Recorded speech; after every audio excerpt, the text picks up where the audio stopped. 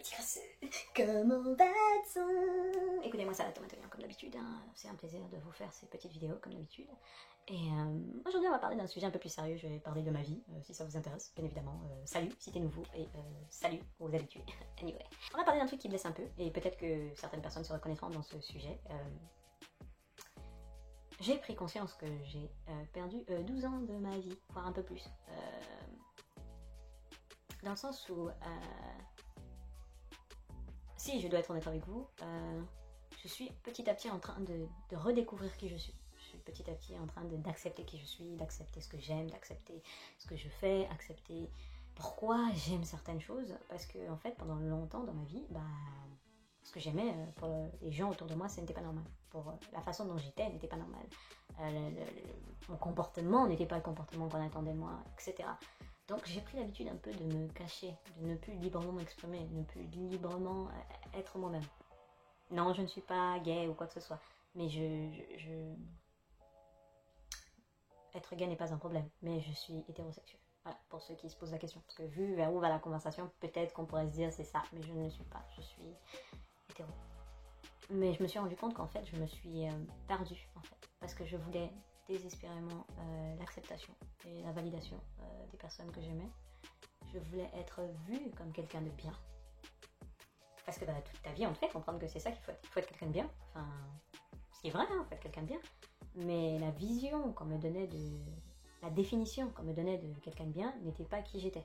Voilà, je ne pouvais pas correspondre à quelqu'un de bien ou quelqu'un dont on peut être fier. Et au bout de... ouais, donc c'est 12 ans. Je me rends compte que j'ai perdu 12 ans de ma vie. Et en plus, j'ai récupéré 12 kilos qui vont avec. Je me demande si c'est pas un signe. 12 kilos, 12 ans. Est-ce qu'il n'y a pas un lien? Est-ce qu'il n'y a pas un lien? Peut-être. I'm not judging. Moi, je pars du principe que tout est possible dans cet univers. Je ne débat plus. Moi, je prends ça comme un signe. Anyway.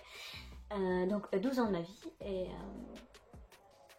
je prends conscience que c'est tout à fait normal, en fait, de vouloir être accepté. C'est normal. Mais je me dis, peut-être qu'il faudrait que j'en parle pour des personnes qui se retrouvent dans la même situation que moi. Parce que bon, moi, ma situation, c'était juste que je ne correspondais pas à la féminité, je ne correspondais pas à l'image de la grande sœur, l'image de la jeune femme. Je n'étais pas la personne qui représentait le succès selon certains, ou la beauté selon certains. Enfin, tout un tas de trucs, tu vois. Et je pars du principe que c'est essentiel que tu sois capable de t'aimer d'abord.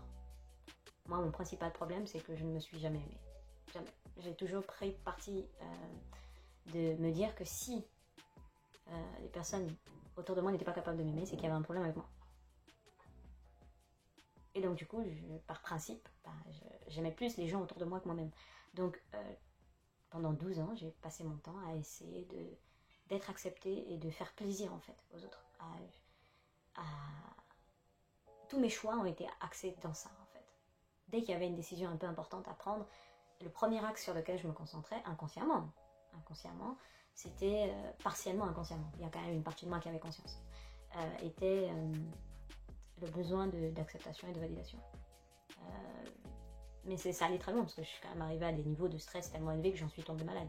Mais si je fais cette vidéo, c'est pas parce que bon, je suis là à vouloir pleurer sous la chaumière. Ah non, clairement pas. Je dis juste que, comme parfois on dit, déjà c'est pas la peine enfin, ces personnes-là qui ne vous voient pas tel que vous êtes, ok? Les détester ou les haïr ne sert à rien. Vraiment, c'est vraiment important. Les détester ou les haïr, ça ne fait qu'une chose. Ça ne fait que te faire perdre du temps et perdre ton énergie. Tu n'es pas obligé d'aller leur pardonner et leur dire je te pardonne. Hein. Non. Mais prendre le temps de garder cette rancune en toi, d'avoir toute cette colère en toi, d'être là à te battre pour rien. Non. C'est-à-dire, la première chose que tu dois faire, c'est de t'aimer d'abord. Ah, j'ai mon téléphone qui a vibré, désolé. C'est de t'aimer toi-même, parce que à partir de ce moment-là, si tu t'aimes, tu te défends, tu te protèges. Tout simplement. Si tu t'aimes, tu te protèges. Tu ne vas pas laisser n'importe qui venir te faire te sentir comme si tu étais moins que rien, ou que tu n'avais aucune valeur, ou que ce que tu fais n'est pas normal, alors que tu ne fais peut-être pas de mal aux autres. Hein. Moi, c'est ça en fait mon facteur maintenant. C'est comme ça que je définis si ce que je fais est correct ou pas. est-ce que volontairement, mon but, c'est de blesser l'autre? Ou est-ce que je blesse l'autre? Parce qu'il y a une différence entre blesser l'autre et dire la vérité. Pour certaines personnes, c'est la même chose. Voilà, donc, je sais pas comment tourner ça, c'est vraiment une vidéo particulière, mais pour celles et ceux, par exemple, qui sont dans mon cas et qui se rendent compte qu'ils ont perdu genre 12 ans, en vrai, vous n'avez pas perdu 12 ans, vous avez mis 12 ans à apprendre une leçon. Tout simplement, vous avez pris 12 ans pour apprendre cette leçon. Et vous n'allez probablement jamais l'oublier. C'est particulier, c'est particulier.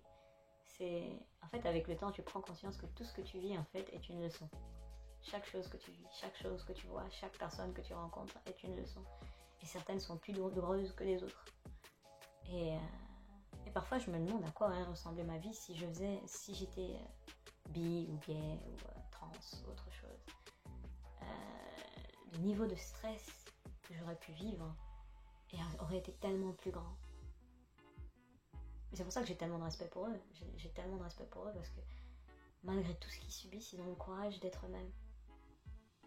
Peu importe ce qu'on dit, ils ont le courage d'être qui ils veulent être. Voilà. Ce que je n'ai pas eu le courage de faire jusqu'à maintenant, clairement. Et du coup, depuis quelques temps, je suis dans une phase où je recommence à être moi-même. Et donc à recommencer à vivre pour moi. Vraiment. Je pense que c'est la première fois depuis très longtemps que je peux dire que là, tout ce que je fais, c'est pour moi-même. Pas pour impressionner Y ou Z, ou pour me comparer, ou parce que tel a eu son diplôme, il faut que je reprenne mes études, ou parce que je sais qu'on va me comparer à cette personne, donc du coup, je veux absolument le faire avant qu'on ne me le reproche. Rien de ça. Juste, je fais les choses parce que j'en ai envie. Et je sais que c'est pas facile forcément d'arriver à ce niveau-là. Et c'est pour ça que je fais cette vidéo, c'est pour aider ceux qui sont soit dans ce processus, soit qui sont perdus et qui ne comprennent pas pourquoi on ne les accepte pas tels qu'ils sont. C'est pas à toi de te poser cette question. Toi, ton seul boulot, c'est de t'accepter tel que tu es. C'est tout. De t'accepter et de t'aimer. C'est ton seul boulot. De faire de ton mieux pour t'apporter satisfaction. Réaliser les choses que tu as envie de réaliser et te concentrer sur ta vie. Ton boulot, c'est pas de te demander pourquoi tel ne veut pas de toi, pourquoi tel te rejette, pourquoi tel est méchant avec toi. C'est pas ton boulot. C'est pas ton boulot. Ton boulot, c'est de te protéger. Quelqu'un ne t'accepte pas, récupère tes ustensiles et évolue. D'une façon ou d'une autre. Ton boulot à toi, c'est de te protéger. Et même si les personnes qui sont autour de toi à l'heure actuelle ne t'acceptent pas, tu rencontreras d'autres personnes qui t'accepteront et qui t'aimeront tel que tu es et tel que tu le mérites. Tu les auras pas peut-être tout de suite, ça peut prendre du temps. Peut-être oui, peut-être non, t'en sais rien. Ça fait mal, hein. Je dis pas le contraire, ça fait mal. Mais il est essentiel d'accepter les gens comme ils sont. Tous. Tous. Tu les acceptes tels qu'ils sont, tu les prends comme ils sont, et tu te protèges. Si la personne est telle qu'elle est et que tu sais qu'elle est une menace pour ton bien-être, une menace pour ta santé mentale, ou ta santé physique, ou ta capacité à réaliser les choses, si tu sens que tu as de moins en moins d'énergie quand cette personne est autour de toi, il faut apprendre les signes. Chacun d'entre nous est différent, on a tous des signes. Certains d'entre nous vont faire des crises d'asthme, d'autres tu vas être angoissé, tu vas commencer à avoir des sueurs froides, tu as les mains moites, d'autres vont avoir la nausée, enfin, tu as toujours, d'une façon ou d'une autre, ton corps va te faire comprendre qu'il a envie de bouger de là où t'es, il ne veut pas rester là. Tu le sais. Tu sais pourquoi t'es angoissé, tu sais pourquoi t'es stressé, tu sais pourquoi t'es pas bien. Parce qu'au fond de toi, tu sais que ces personnes-là à qui tu veux absolument plaire, à qui tu veux absolument faire plaisir, à qui tu veux absolument leur validation et tu veux leur amour, parce que tu les aimes. Ce qui est normal, hein. Quand on aime, on veut absolument l'amour de la personne qu'on aime aussi. Ben... Au fond de toi, tu te doutes que c'est pas forcément le même type de réciprocité. Cette personne-là, peut-être qu'elle t'aime d'une certaine façon, mais pas de la façon dont toi tu as besoin. Peut-être. Ça peut être juste ça.